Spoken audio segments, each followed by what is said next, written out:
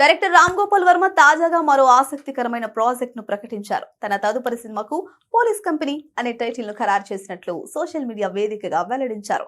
ప్రముఖ నిర్మాణ సంస్థ టీ సిరీస్ ఈ చిత్రాన్ని నిర్మించనుందని తెలిపారు.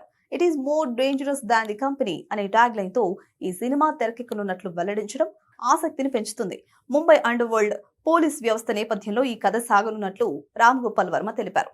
పోలీస్ వ్యవస్థకు అదనపు అధికారాలు లభిస్తే అది క్రమంగా ఒక సంస్థ నుంచి కంపెనీగా మారే పరిస్థితి ఎలా ఏర్పడుతుంది అనేది ఈ కోణంలో కథను రూపొందిస్తున్నట్లు పేర్కొన్నారు.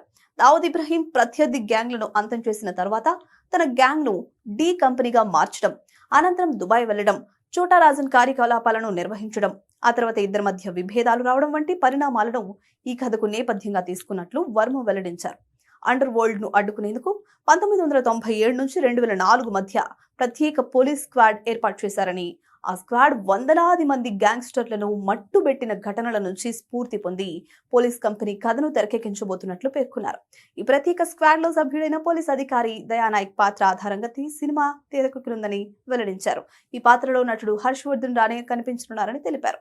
సినిమాకు భారీ తారాగణాన్ని ఎంపిక చేస్తున్నట్లు, ఇతర నటీనటుల వివరాలను త్వరలో వెల్లడిస్తామని రామ్ గోపాల్ వర్మ పేర్కొన్నారు.